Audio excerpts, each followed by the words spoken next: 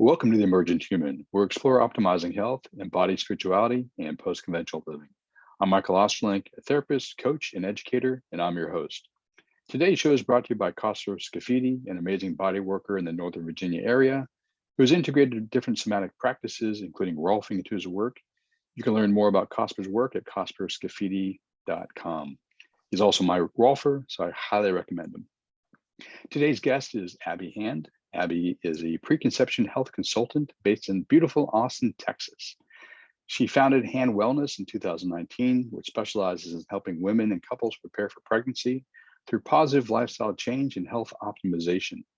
Abby guides clients using biometric tracking and epigenetic data and incorporates current research, traditional medicine, and natural philosophies into her coaching.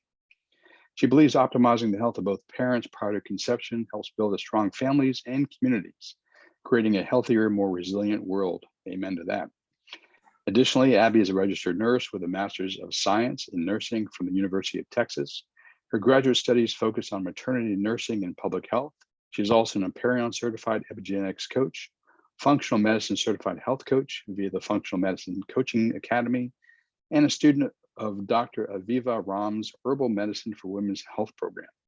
More importantly, she is the mother to an amazing little boy and partner to an incredible husband. The Hand family, including 3 dogs, splits their time between their home in Austin and Texas Hill Country, where they hone their hunting skills and work to restore the sensitive ecosystems. They believe personal health cannot be truly optimized without also addressing the environmental health. Abby is happiest when she is tromping around in the woods looking for plants. Good to see you, Abby. Good to see you, Michael. Excited to be here. It's great to have you. I love that about your family. That's so cool. Especially the 3 dogs, as you know, I'm very fond of dogs. Yeah. Oh, yes. Yeah. So, the preconception planning, working with pregnant women, working with pregnant families really is, and the way you do it from a more natural, holistic epigenetics perspective is very, very unique. And I'm curious, what led you down that path to kind of explore the non-traditional approaches to preconception, pregnancy, and birth? Well, that's a very long answer. But the short answer is that, I spent some time in the perinatal space, in the conventional medical world. I spent time as a nurse in the more functional integrative world.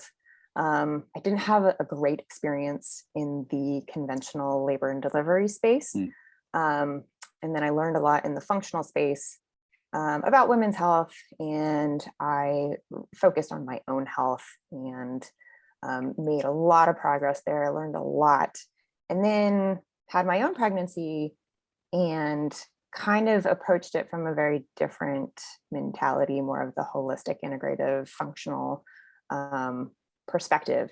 And I had a much different experience than what I was anticipating. And it was a very positive experience, and it was very healing, and it was very different from the education that I got and the infrastructure that I played into when I was working as a nurse in labor and delivery.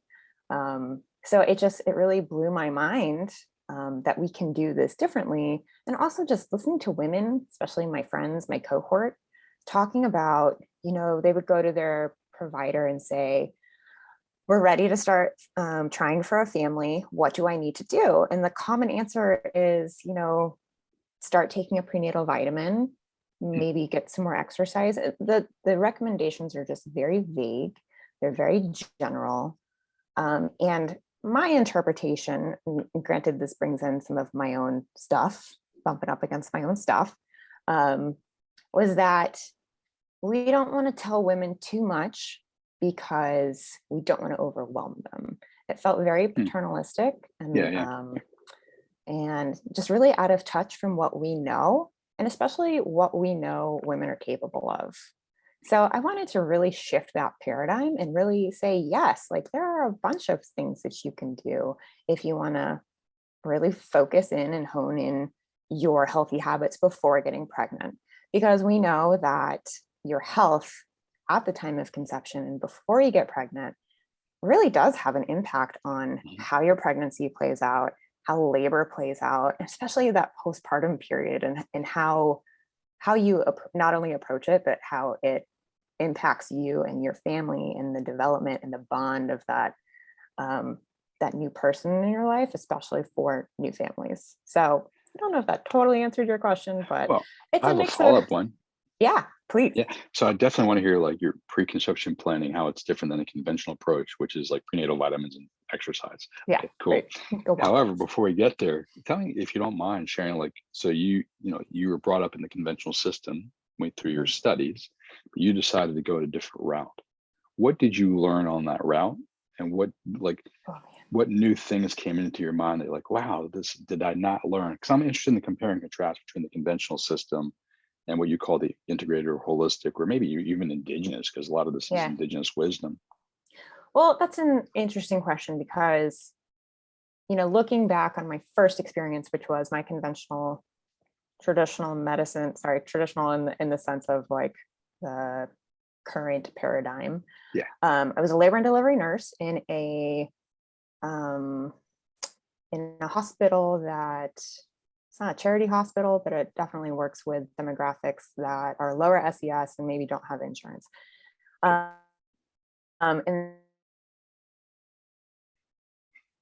that really, I did not vibe well with it. We definitely had a conflict of values. I'll just put it at that.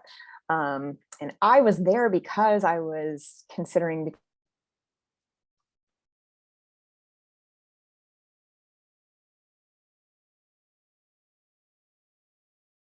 who wanted to be flight nurses. They were like that high adrenaline kind of mentality. And so I was really at odds, and I didn't necessarily click well with some of the other nurses or doctors. Those things that maybe you have or have not heard, where doctors are scheduling C-sections because there's a basketball game on, or coming in and saying, I'm going to break your water, and not actually getting consent from patient. Like that kind of stuff just felt really icky to me. And so I didn't last there very long.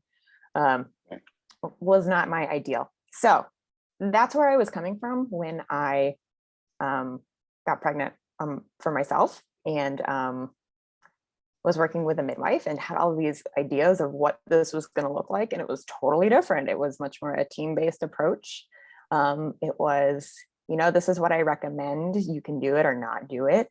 And it was a very empowering experience. And then, I had planned to give birth in a birthing center with my midwife, and that didn't happen.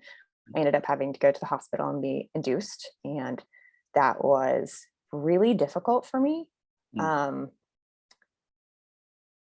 until I went into labor. And then, you don't think about these things. You're just focusing on labor. And it was a beautiful, beautiful birth. It was so healing.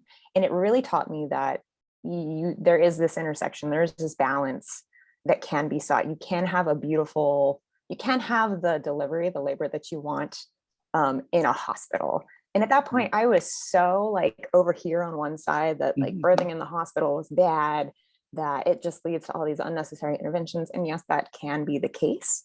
However, you also can have a beautiful healing experience in the hospital with people who just have amazing energy. And it was a truly healing experience. You said healing a few times. I'm wondering what's that mean for you? For me, I think I've really had some PTSD working as a labor and delivery nurse. The way that they treated me as a nurse was not ideal, and the way that patients were treated, I did not think was appropriate in some situations. And I won't go into that because every hospital is different. And I don't want to further the stigma that hospital births are bad. I think that the lesson that I learned there was that you really need to have a care team who listens to you and respects you, and you need to be able to advocate for yourself.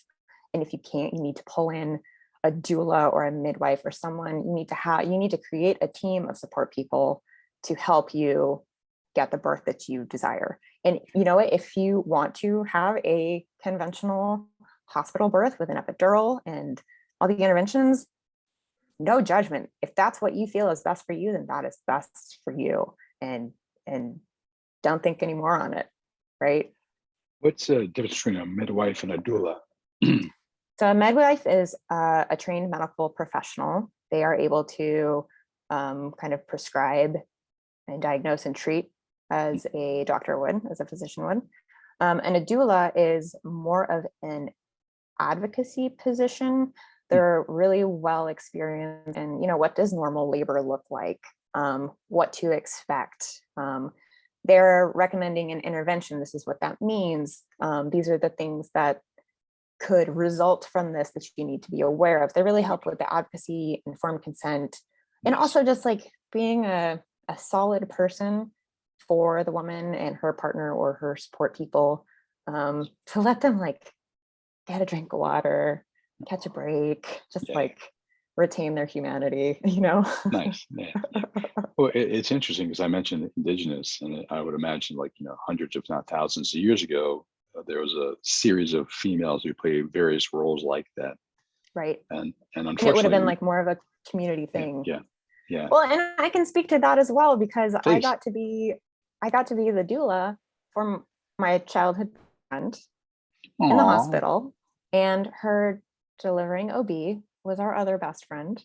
And it was the most incredible experience. It was in a hospital here in Austin. And we spent, a couple hours, just the three of us in the bathroom while my girlfriend was laboring. And it was the best thing I have ever done. And it was how I feel labor should be. It should be surrounded by people that you love and you trust, who have, your best at heart.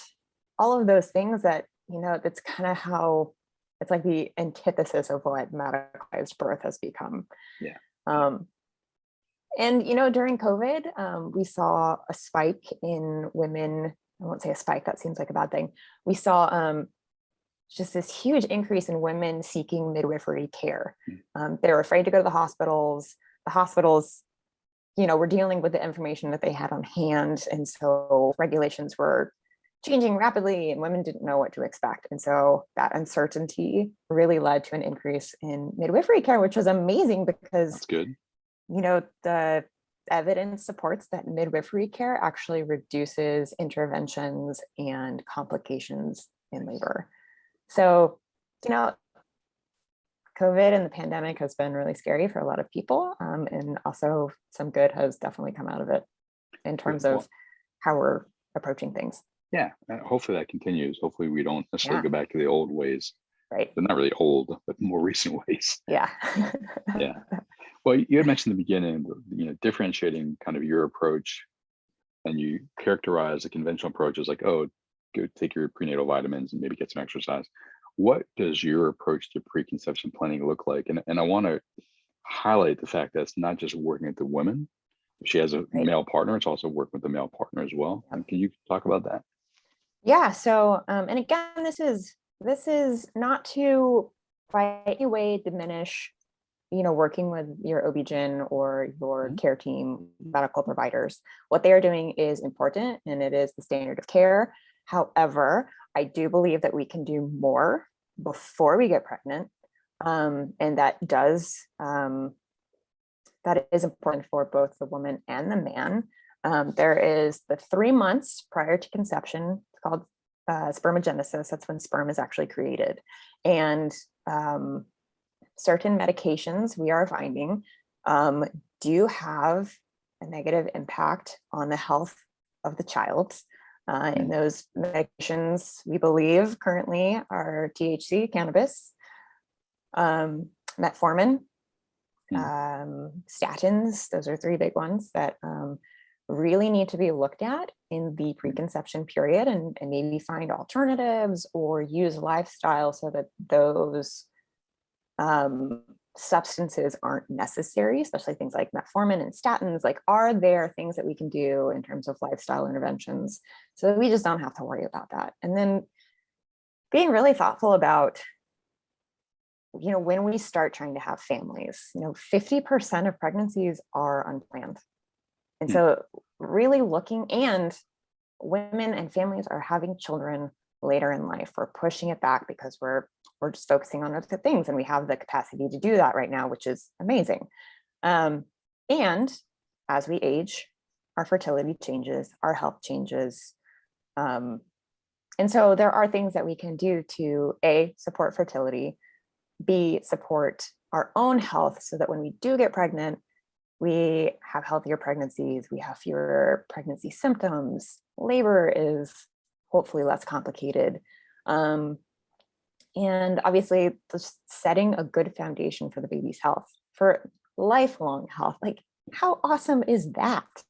Just by taking some work for like 3 months, 6 months, a year, however long you feel is important, to really get to a point of health optimization.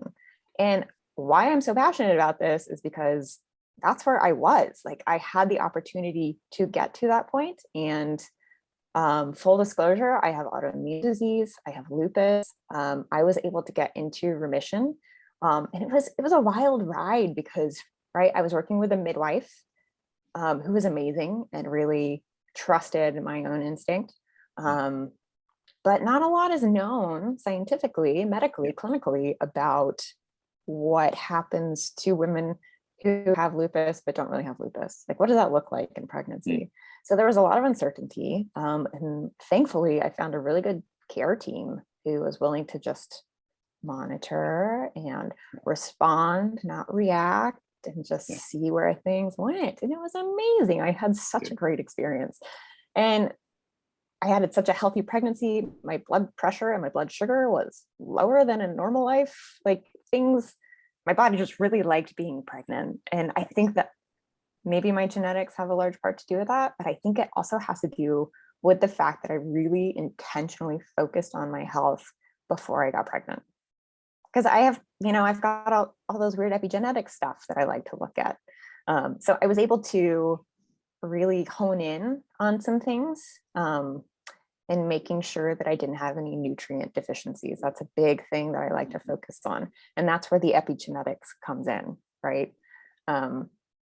Looking at, and not just the big ones that we talk about, like the MTHFR and folate. That's a huge one. We even talk about that in mainstream nursing education, the MTHFR, or the motherfucker gene, as we like to talk about it. Has a really big impact on folate in pregnancy. And if it's not corrected or accounted for, we see things like spina bifida. And that's why we've had this huge public health push to supplement with folic acid, which, like, if you don't have the genetics to appropriately handle that, not only are you not addressing the folate issue, you also set yourself up to not be able to process that folic acid. So you're setting yourself up for potential issues downstream as well. So fully support these public health movements. They obviously do wonderful things. And we really need to look at the individual persons and how they are going to respond to these interventions and take a much more focused approach. Yeah, a lot of the institutions and systems seem to do one size fits all, right? As opposed to recognizing, in this case, bioindividuality. Yes, exactly. Yeah. And some of the other things that we look at are choline is a big one. Vitamin A. A lot of people have, they don't have the capacity to convert the vegetable form of vitamin A to the active form that we find in like animal proteins. And that's a huge thing in clients who have vegetarian or vegan diets, like really, really digging in and looking at those things that are so important for healthy development of the fetus and of mom too, right? Like that little baby is sucking all your nutrients out. So you both got to be prepared. Yeah. All right. So there's a couple of dietary things that you're very clear on, and I would imagine do testing on to see where the mother is at. And like you to also talk a little bit more about the father too, because there's 3 medications. You're like, ooh, be mindful of those because they can have effect on sperm production or health of the sperm, I should say. Right. So what other things might you look at for the father, and what other things might you look at for the mother as a preconception planning? Yeah, it's kind of all the same things, right? I mean, we're going to look at nutrition for both parties. Nutrition has a huge impact on offspring, we found, especially overnutrition. can have a huge effect on metabolic processes for later in life for the child. Also, oh, I had a bunch of things lined up and then they just kind of disappeared. Okay. But yeah, nutrition is huge. There are a lot of studies that show that fitness and activity level has just such a positive impact on kiddos and What might you lifelong health. recommend? Yeah, what might you recommend for a pre-pregnant woman and even a pre-pregnant man? Can't be pregnant, but preconception. Yeah. In terms of fitness for both of them, both for the men, so his sperm is healthy as the woman, so her whole system is healthy, but including her eggs. Fitness, I mean, that's a difficult one because I'm not a personal trainer. I'm not a physiologist at all. So really working with just increasing movement and activity. We know that sedentary lifestyle has a negative impact on our health. And that translates to our children, not only in terms of epigenetic factors, physiological factors, but also role modeling, right? This is all about like improving your health, adapting positive lifestyle behaviors, not only for yourself, but also role modeling for your children and your future family and for your communities. This isn't just about, your family unit. It's about a global movement. Right. So what I'm hearing you say is not necessarily, go do CrossFit or go do SealFit, but go for a whole walk. Yeah.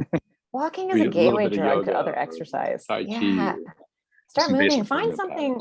patterns. Find something that really vibes with you. Yeah. I'm in Texas. One of the best things that I like to do, or I did, it's been a little hectic, is country swing and two-step. I love to go social dancing, and okay, cool. You can work up a sweat there. Just go find something that is fun, that you enjoy doing, that you want to go do, that makes you happy, maybe burn some calories, but mostly just brings you joy and reduces stress, right? Stress is also one of those huge things that we need to work on with both mom and dad, just because we know then how influential stress can be on physical, emotional, and mental health and relationships, right? Yeah. So actually, speaking of that, besides physical activity to reduce stress, what else might you recommend to a father and mother to be in terms of stress management tactics, tools, techniques? Yeah, I do some mindfulness work. Cool. That's kind of just inherent in this space. Beyond that, I do try to refer out to people who that is their wheelhouse. I will touch on it. I will go over some of the basics. And most people get interested in it and they do research on their own. They find stuff that they vibe with. And if not, then I do reach out to other practitioners who can kind of help them on that journey, because that in itself is just like its own thing. Well, because it's interesting because you mentioned the stress, even the stress between a married couple or a couple, they don't necessarily have to be married. We know just in terms of the physiology of the individuals that have an effect on themselves, but the baby in utero, once it's conceived, wow. Right. Yeah. Pick up on all that stuff. Yeah. I mean, stress in pregnancy and reducing stress helps stabilize blood sugar, helps stabilize blood pressure, everything, anything that we can do to have just a calm and happy and in touch pregnancy, like really connecting with your partner and connecting with the baby, like that is huge. I think that a lot of women perceive labor as like, I'm doing all this work, but baby's right in there, they're doing all this work too. So really it's a partnership, and it's the two of you working together to do this huge, amazing, life-changing thing. And so that is another area that I do like to talk about, is just like that mindset of pregnancy. I was going to get to the mindset. Good. Yeah, because that is huge. So my focuses are definitely like preparing the body, preparing the mind and the mindset. And then navigating the landscape is a huge part too. Like what are my options? There are so many different directions that you can Mhm. go. I don't even know what my choices are. And kind of that advocacy piece there too. And then kind of what I touched on is referring to other appropriate specialists. Yeah. So that would be, anyone with trauma surrounding pregnancy, Mm. or the postpartum area. I really advocate for seeing a reproductive therapist or a reproductive counselor specifically, who just has a better framework for counseling in that area. I also really recommend that women specifically do physical therapy, whether Mm. that's general, just for, posture. That's huge, especially in pregnancy, as your Interesting. body is changing and your Mhm. posture is changing and you're hurting all the time. You don't have to, right? Use good body mechanics. And then also, I think it's a really good idea to do pelvic floor physical therapy Mhm. before getting pregnant. Like really addressing anything related to pregnancy and preconception and conception itself. Like, how do we improve fertility? How do we get the body just in alignment and working, moving how it should? And then the last one that I really push is dental health. Like Ooh, making sure wow. that, yeah, like really, really get in on your oral health, because that has just a huge impact on your general health that we don't Mhm. talk about, but specifically in pregnancy, right? You've got all of these changes to your physiology. You're at higher risk for dental issues and having them cause complications in pregnancy. Everything is Wow. connected, right? Yeah. Oh, it makes complete sense, but literally, I've never thought about dental health and pregnancy.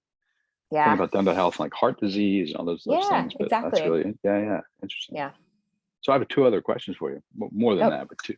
But basically, we've got mindset and we've hit nutrition and things like that. And you talked about biomechanics. And I'm curious on the biomechanics in terms of birth itself. Because in the hospitals, I would imagine in most cases the women's legs are up and the doctor team pulls the baby out or assists the mother to Yeah. get the baby out. But I've also seen like other women in different positions standing up or squatting, Yep. and then also water births. Huh? So I'm Yeah. curious on your take on both of those biomechanically and health wise, your thoughts on those. I mean, I did a lot of reading and research while I was pregnant, on more from like the midwifery lens. Yeah.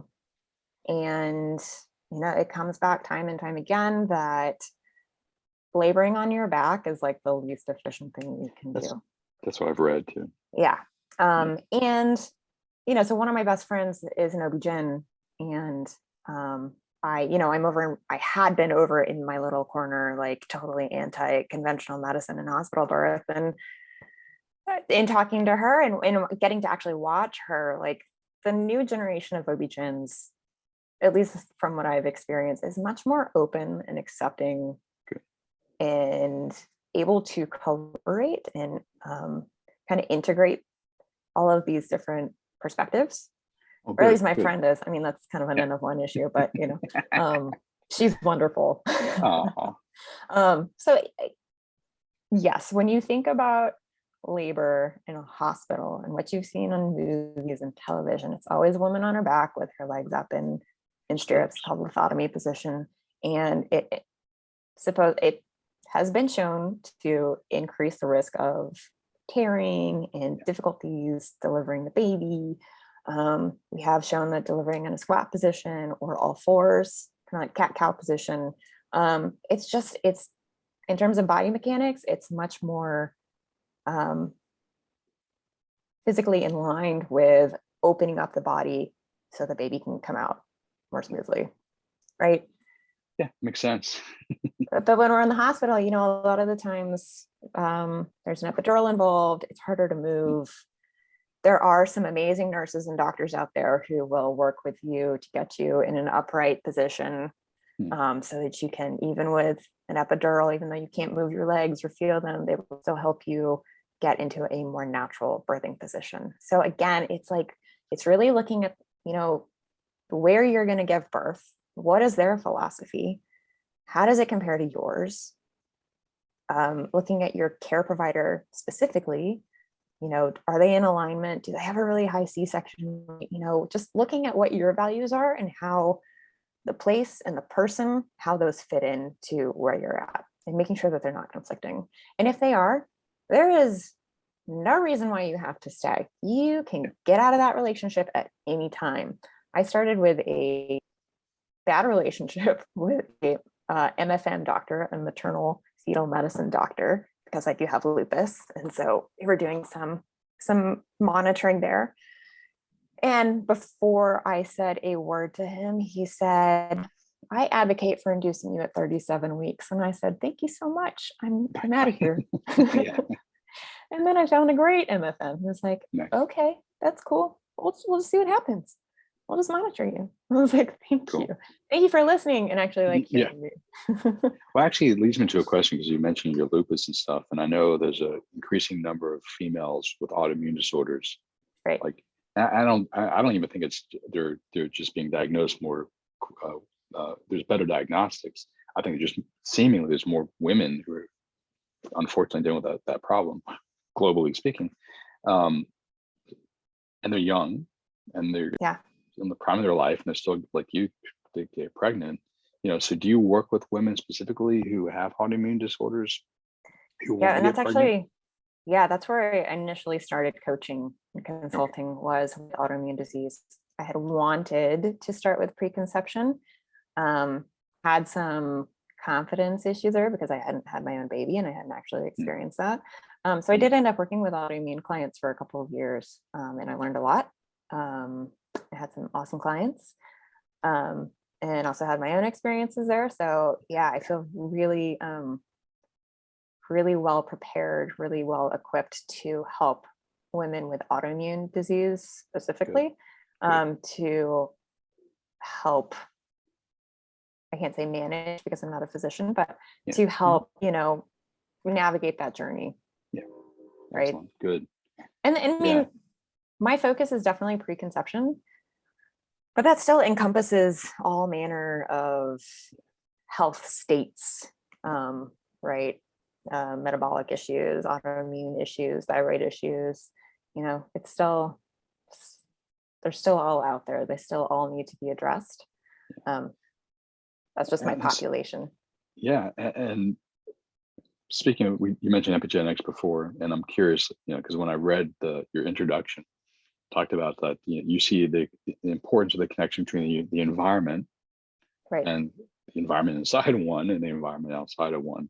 And I'm curious, especially with the increasing number of females and human beings who are getting autoimmune disorders, how do you take into consideration environmental factors when you work with a couple preconceptually? I mean, so that is a huge piece. And I go back and forth on where I kind of put that in my programs, because which piece do you touch on first? And it really depends on the person and their goals, and also their epigenetics. Like if they have a lot of space for optimization, for support in their like detoxification pathways. And when I say detoxification pathways, I mean like physiological liver detoxification, right? Not trendy detox kind of thing. Right. So, it really depends on the individual. They're all so important. They all are part of the human system. And when they all, I mean nutrition, sleep, micronutrients. It really just depends on where they're at and what they need. So it just kind of depends. But personally, I make a huge effort to try to remove unnecessary environmental exposures from my life. Nice. In terms of, body care products, cleaning, my food, my water, and like particularly that's a huge one. So yeah, it's all connected. It is. And it's unfortunate that more people aren't like you and seeing the connections in the systems. It's like the Gaiac system, or the complex adaptive system you call the Earth, and the human system, very similar, and as above, so below, as in and out.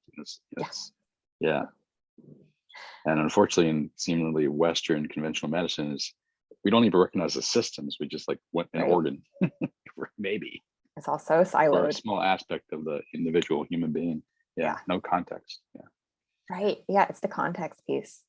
Really just taking the person. And that's where, I did some of my training with the Functional Medicine Coaching Academy, which is part of IFM, which is the big body for functional medicine education. And I have a lot of respect for that training and for those institutions.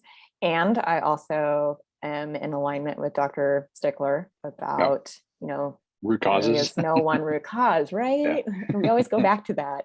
There's I no one know. root cause. It's everything. Yeah, he broke me with that paradigm last year, Right. 2 years ago. Exactly. I've been saying it forever. Same. It's not Same. true. No, it's Damn him. it's systems. It's complex systems approach. We are Yeah. all systems in ourselves, within larger systems, within Yeah. larger systems, within larger systems. Exactly. Cool. So where can people learn more about your work and reach out to you to get some education from you, some Yeah. coaching and things like that? So my website is handwellness.com. And you can also find me kind of sporadically on social media at Yep. I'm working on it. Oh, that's good. That's good. At Hand Wellness. You'll find me on Instagram and Facebook. Well, I'll make sure to include all that in the show notes. Thanks, appreciate it. Yeah, and as you get more followers, means you have to be more active on those platforms, which I know. kind of sucks, but it is what it is. Well, Abby, thank you for your time. Thanks so much. It's an honor. Yeah, and I enjoyed the conversation. I definitely encourage folks who are preconception planning to reach out to you and get a consult. Yeah. Thanks for your time. Thanks.